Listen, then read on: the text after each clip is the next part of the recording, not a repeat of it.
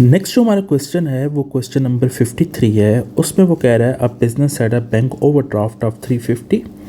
कहता है बिजनेस का बैंक ओवरड्राफ्ट बैलेंस है कितना, 350 का। ओके, आपको पता है ना बैंक ओवरड्राफ्ट से मुराद क्या है, लाइबिलिटी है, और लाइबिलिटी का क्रेडिट बैलेंस होता है। और कहता है cash in hand at the end of the accounting period. और कहता है साथ ही साथ कैश इन हैंड, कैश में $50 पड़ा हुआ है। अब कैश इन हैंड से मुराद क्या है, कैश एसेट है, एसेट का बैलेंस डेबिट होता है। What balances will be brought down at the start of the next accounting period? कहता है आप बताएं कि जब अगला साल स्टार्ट होगा अकाउंटिंग पीरियड का तो इन बैलेंसेस को कैसे आप लेजर के ऊपर ब्रॉट डाउन करेंगे। देखें बड़ी सिंपल सी बात है कि बैंक ओवरड्राफ्ट आपकी लाइबिलिटी है और लाइबिलिटी का बैलेंस क्रेडिट होता है। इसका मतलब बैंक ओवरड्राफ्ट, बैंक का बैलेंस जो है, जैसे कि ये देखें ना, मैं आपके सामने लेजर बना रहा हूँ बैंक का। अब बैंक का क्रेडिट बैलेंस आ रहा है, इसका मतलब है बैलेंस कैरी डाउन इस साइड पे लिखा हुआ है, ऐसे ही है ना, डेबिट साइड पे लिखा हुआ है, एक्चुअल में वो क्रेडिट साइड का बैलेंस है। अब अगले साल क्या होगा, अगले साल यही बैलेंस जो है क्रेडिट साइड के ऊपर बैलेंस ब्रॉट डाउन आएगा, ऐसे ही है। इसका मतलब बैंक का बैलेंस कौन सी साइड पे आ रहा है, क्रेडिट साइड पे आ रहा है। तो डेबिट बैंक नहीं, क्रेडिट बैंक यस, बैंक तो क्रेडिट होगा, एक तो आंसर आ गया। अब कैश क्या होगा, cash in hand. Cash in hand का मतलब कैश हमारे पास इतना पड़ा हुआ है, एसेट है ना, एसेट पड़ा हुआ हो तो डेबिट होता है। इसका मतलब डेबिट साइड के ऊपर आपका कैश आ रहा होगा तो कैश डेबिट, तो B is the right answer. Make sense. अगला सवाल देखिए। अगले सवाल में कहता है अ business buys equipment costing 1000 and sell equipment costing 800 in the year. कहता है बिजनेस ने इक्विपमेंट ख़रीदा है 1000 का और इक्विपमेंट बेचा भी है $800 का उसी साल में। Opening balance of the equipment is 1000। कहता है जब साल शुरू हुआ था तो इक्विपमेंट का ओपनिंग बैलेंस जो है वो 1000 आया था। What will be the balance carry down to the next accounting period. कहता है कि आप बताएं कि जब आपका नेक्स्ट अकाउंटिंग पीरियड स्टार्ट होगा तो आप बैलेंस कैरी डाउन को क्या करेंगे।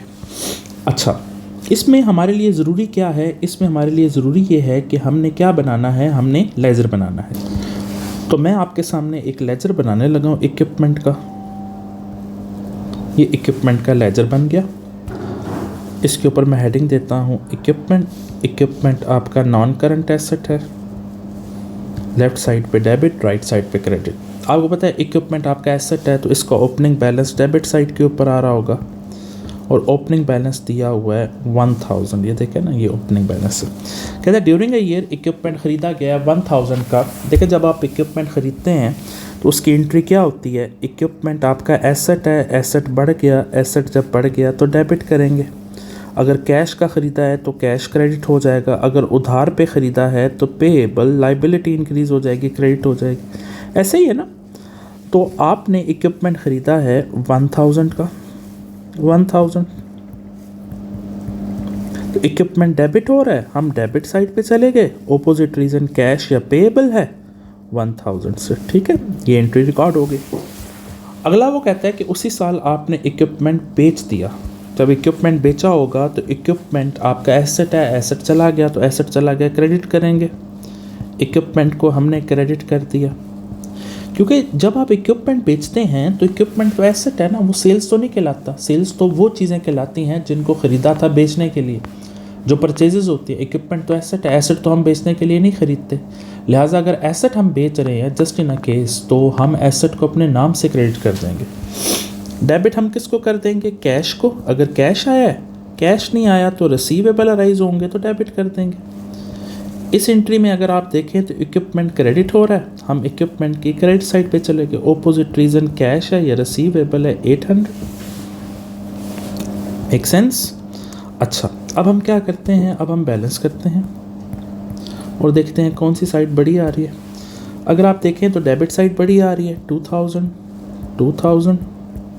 2000 में से 800 गया तो 1200 और ये बैलेंस आ गया कैरी डाउन।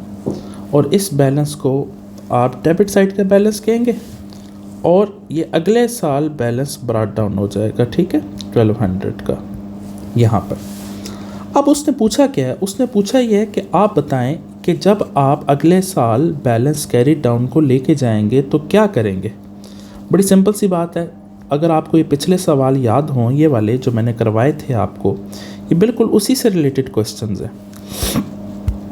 देखें बैलेंस कैरी डाउन क्या आ रहा है, बैलेंस कैरी डाउन आपका डेबिट आ रहा है, ये देखें ना, ये डेबिट आ रहा है ना। अब इसको ब्रॉट डाउन करना है तो बैलेंस कैरी डाउन को आप ख़त्म करने के लिए, बैलेंस कैरी डाउन को आप ख़त्म करने के लिए क्रेडिट कर देंगे ना, और डेबिट किसको कर देंगे, बैलेंस ब्रॉट डाउन को। तो इस तरह बैलेंस कैरी डाउन अगले साल ख़त्म हो जाएगा, डेबिट था तो क्रेडिट हो जाएगा। इसका मतलब बैलेंस कैरी डाउन के साथ आपने क्या सलूक किया अगले साल इसको ब्रॉट डाउन बनाने के लिए आपने बैलेंस कैरी डाउन को क्रेडिट किया।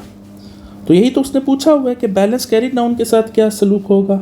अगर आप गौर करें तो उसने यही पूछा है ना कि आप बताएं बैलेंस कैरी डाउन के साथ क्या सलूक होगा। तो बैलेंस कैरी डाउन को क्रेडिट कर देंगे ना 1200 से, यही आपका आंसर है।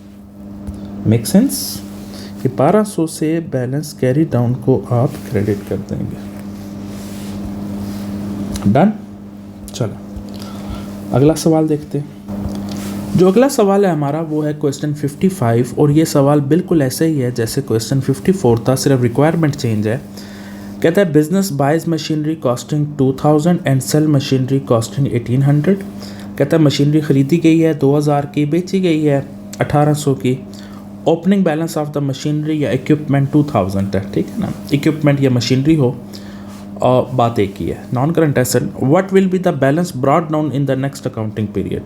कहता है जब बैलेंस ब्रॉट डाउन आप करेंगे तो क्या कौन सी साइड पे करेंगे, बिल्कुल उसी तरह का है। तो मैं ऐसा करता हूँ कि आपके सामने एक लेजर बना लेता हूँ इक्विपमेंट का या मशीनरी का, तो देख लेते हैं कि हमने बैलेंस ब्रॉट डाउन के साथ क्या सलूक करना है। चैलेंज हमारे पास ये इक्विपमेंट है या मशीनरी है, उसका लेजर बनने जा रहा है।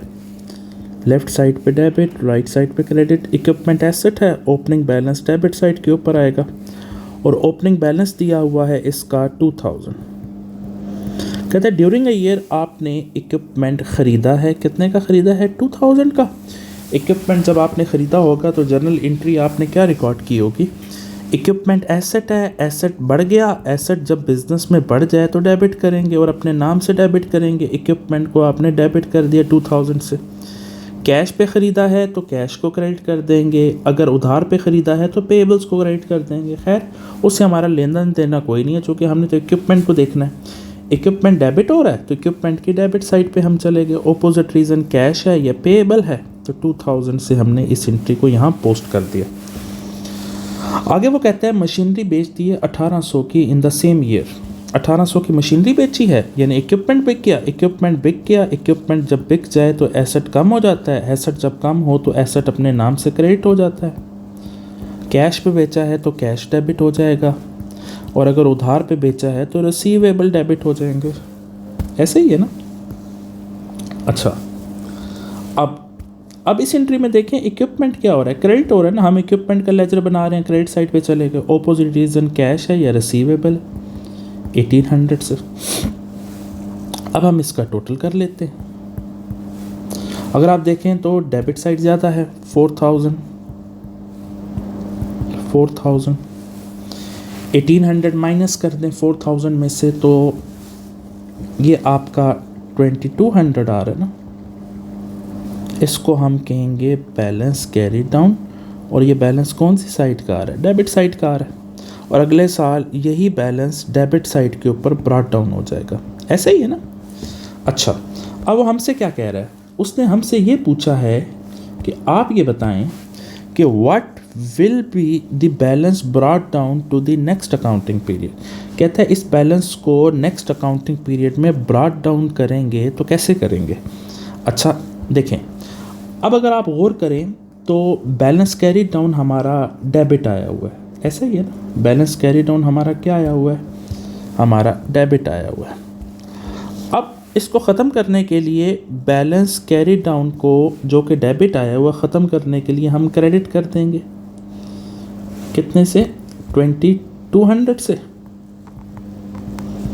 और इसको ओपनिंग बनाने के लिए अगले साल बैलेंस ब्रॉट डाउन को हम डेबिट कर देंगे 2200 से। उसने यही तो पूछा है कि आप बैलेंस ब्रॉट डाउन के साथ क्या सलूक करेंगे, तो बैलेंस ब्रॉट डाउन को हम डेबिट करेंगे ना अगले साल। 2200 से, यही तो हमारा आंसर है। Make sense? तो बैलेंस ब्रॉट डाउन 2200 से डेबिट हो जाएगा। So this our answer. Next question tackle करते हैं।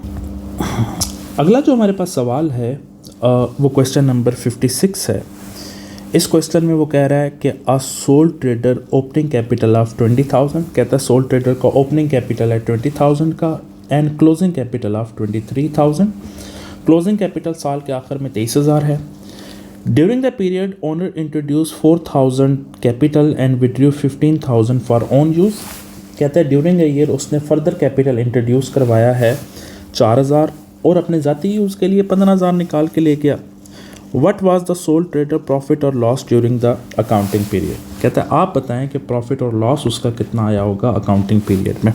अगर आपको याद हो तो मैंने आपसे गुजारिश की थी कि बाज़ औक़ात कैपिटल लिखने की बजाय वो यहाँ नेट एसेट्स लिख देता है। अगर वो नेट एसेट लिखते तो बात वही है, ठीक है ना। ओपनिंग नेट एसेट्स या क्लोजिंग नेट एसेट्स, इससे मुराद ओपनिंग कैपिटल या क्लोजिंग कैपिटल है। तो आपको पता है कि क्लोजिंग कैपिटल फाइंड आउट करने का हमारे पास एक प्रॉपर फार्मूला है। क्लोजिंग कैपिटल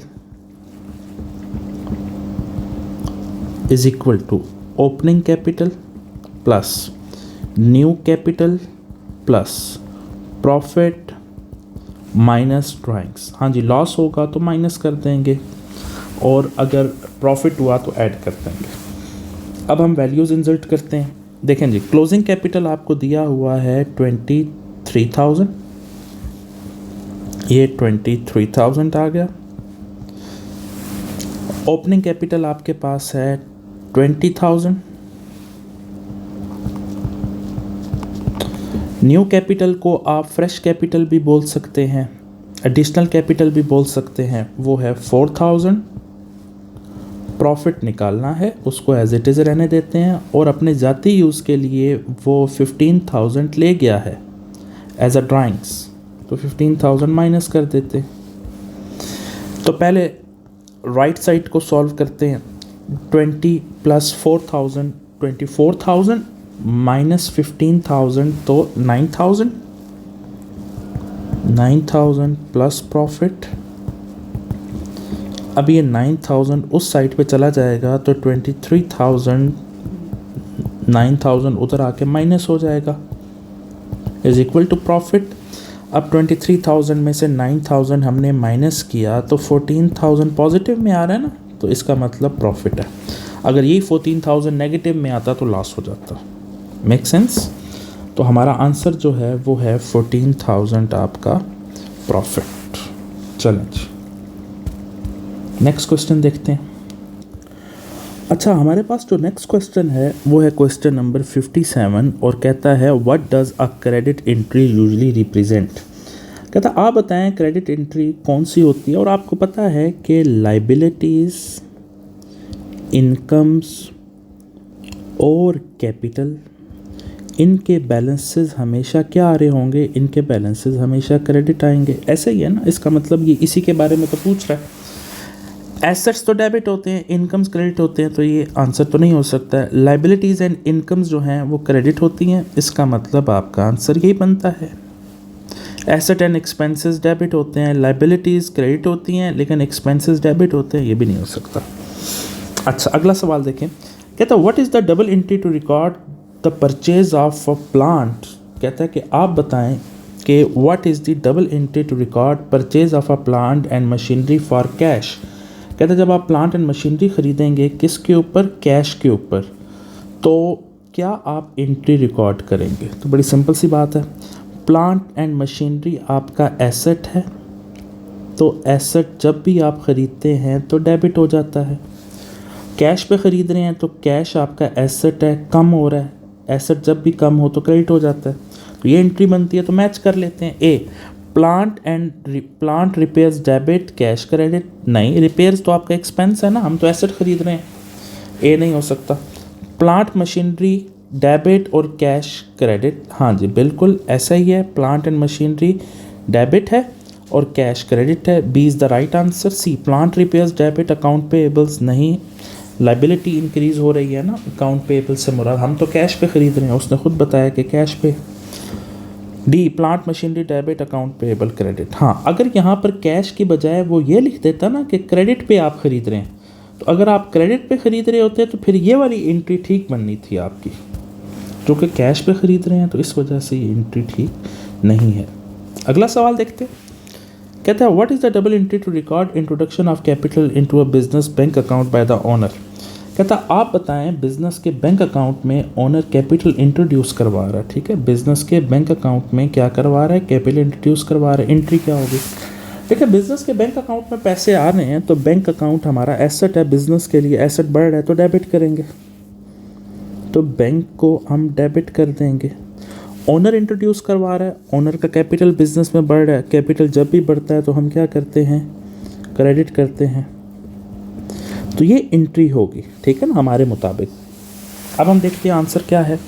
ड्राइंग्स डेबिट और कैश क्रेडिट नहीं, कैश डेबिट और ड्राइंग्स क्रेडिट नहीं, कैश डेबिट और capital credit make sense, capital debit cash credit नहीं, इसका मतलब है तो best possible combination is C. अब आप ये भी सोच सकते हैं कि सर यहाँ तो कैश डेबिट है, बैंक नहीं है, तो सम टाइम ऐसा होता है कि कैश और बैंक को आप एक ही कंसिडर करते हैं, जो कि कॉन्सेप्ट क्या है, कैश इन हैंड या कैश एट बैंक। बाज़ औक़ात दोनों चीज़ें सेम भी होती हैं और डिफरेंट भी होती हैं,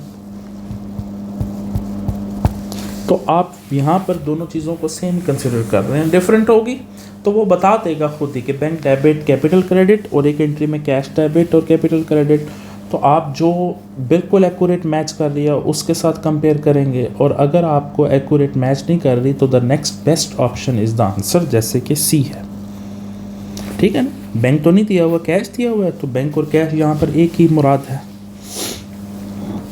अच्छा, अगला सवाल देखें।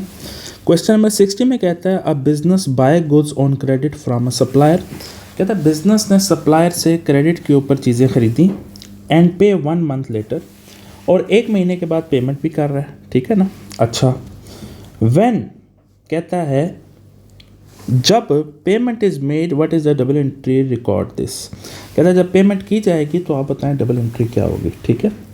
अब एज्यूम करते हैं कि अगर आपको ये चीज़ नहीं आती कि पेमेंट के टाइम एंट्री क्या होगी, तो आप स्टेप वाइज चलें। देखें, जब उधार के ऊपर चीज़ें खरीदी गई थी, एज्यूम करते हैं 1 जनवरी को ख़रीदी थी, तो परचेजेस को हमने डेबिट किया था, एक्सपेंस बढ़ा ना, एक्सपेंस जब बढ़े तो डेबिट करते हैं, और लाइबिलिटी इंक्रीज़ की थी तो पेएबल्स को या क्रेडिटर को क्रेडिट कर दिया था, लाइबिलिटी जब बढ़े तो क्रेडिट करते हैं।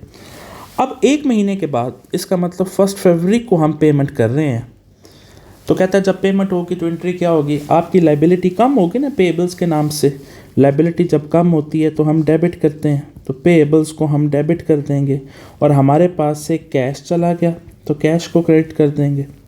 इसका मतलब जब आप पेमेंट कर रहे हैं, तो जब पेमेंट कर रहे हैं तो ये एंट्री पास करेंगे ना आप, तो यही तो उसने पूछा हुआ है कि जब आप पेमेंट कर रहे हैं तो बताएं एंट्री क्या होगी।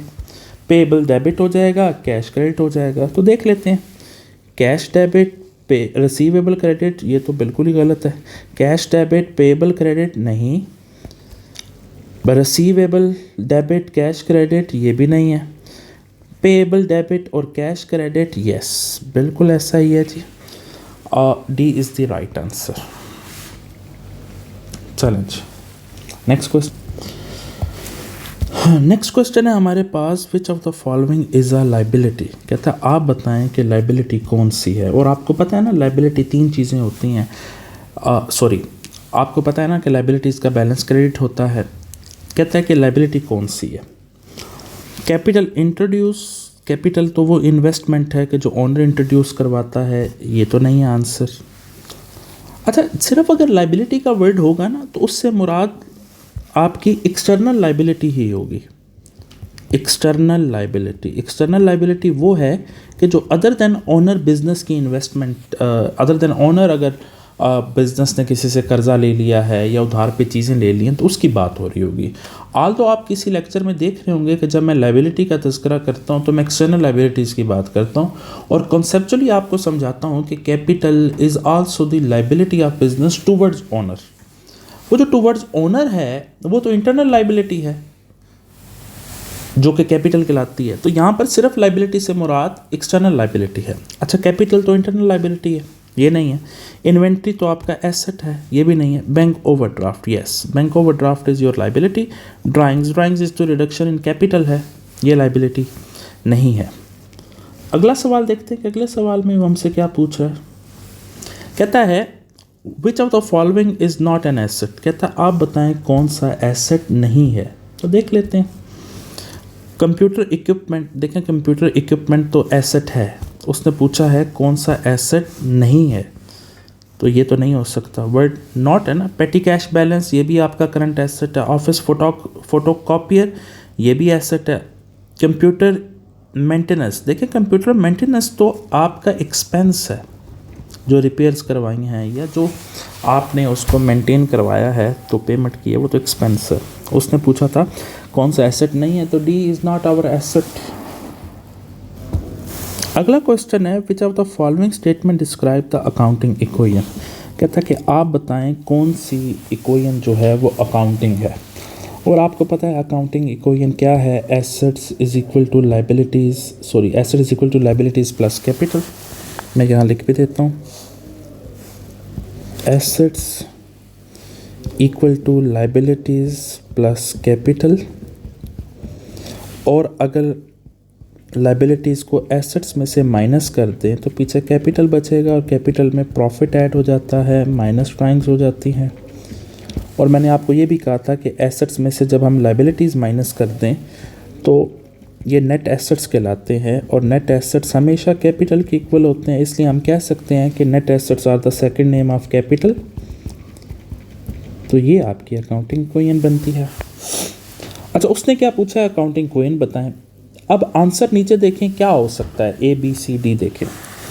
Closing net assets is equal to opening capital minus profit minus drawings, नहीं, ये तो नहीं है। क्लोजिंग नेट एसेट से मुराद क्लोजिंग कैपिटल, नेट एसेट्स का मतलब कैपिटल है। Closing net asset is equal to opening capital minus profit plus drawings, नहीं ना, प्रॉफिट तो ऐड होता है। Closing net assets is equal to opening capital plus profit minus plus drawings, नहीं। Closing net asset is equal to opening capital plus profit minus drawings, जी बिल्कुल ऐसा ही है, ड्राइंग्स आपकी माइनस होती हैं, तो D is the right answer. अगला सवाल है which of the following are the example of asset expenditure. ठीक है ना। कहता है कि आप बताएं कि एसेट एक्सपेंडिचर की कौन सी एग्जांपल हैं।